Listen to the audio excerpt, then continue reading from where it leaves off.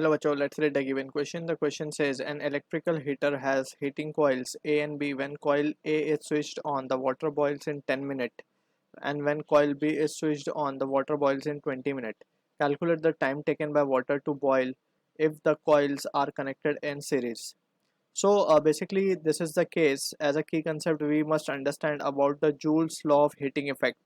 So जब भी कभी करंट पास होता है थ्रू द रेजिस्टेंस, so एक हीट जनरेट होती है which is given by the formula H equals to I square into R T, right.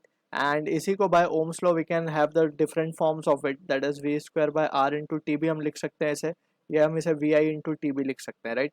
So these are the various forms of heating effect of Joule's law, ठीक है ना. तो इतनी amount of heat generate होती है, that is the question.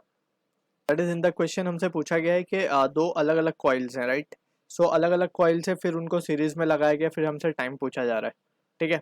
So from the situation we can see के let's से for the first case अगर हम कंसिडर करें, let's say we have a coil जिसका रेजिस्टेंस हम मान लेते हैं कि आर ए है फर्स्ट के लिए, और it is been connected to some source of battery, right. तो यहाँ से ये तो फर्स्ट केस हो गया. दूसरे केस में आर बी हम मान लेते हैं दूसरा, और सेम सोर्स से कनेक्टेड है ये भी.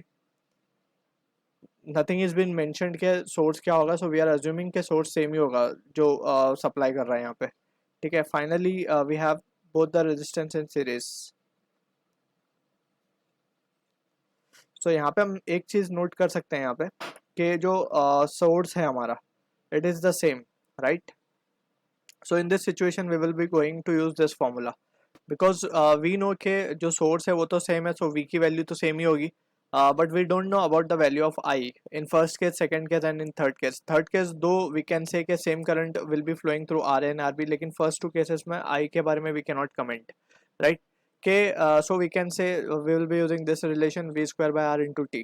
So यहाँ से हम देख सकते हैं कि since V is constant और जो heat required होगी क्योंकि water boil करना है, so यहाँ पे भी let's say water is boiling at 100 degree Celsius, so heat required यहाँ पे भी H होगी, यहाँ पे भी H होगी, यहाँ पे भी H होगी, that is the amount of heat required, right. So we can say in this situation resistance की जो वैल्यू आएगी यहाँ पे from this relation we can say जो रेजिस्टेंस की वैल्यू आएगी in this situation we can say R will be proportional to T, right. So we can say from here R one by R two will be equals to T one by T two, या फिर हम R A by R B लिखें इसको, ये हो जाएगा T A by T B, right. और हमें T A by T be given है. So from here we can say twice of RA will be equals to RB. Since हमें TA 10 minute given है और TB 20 minutes given है, so ये relation हमारे पास आ गया. Now we can say for the case R equivalent को हम क्या लिख पाएंगे, R equivalent can be written as RA plus RB for the third case, right. अब we can substitute the value over here. We can write twice of RA RB की जगह हम ये लिख सकते हैं. So R equivalent will be equals to 3 times of RA, right.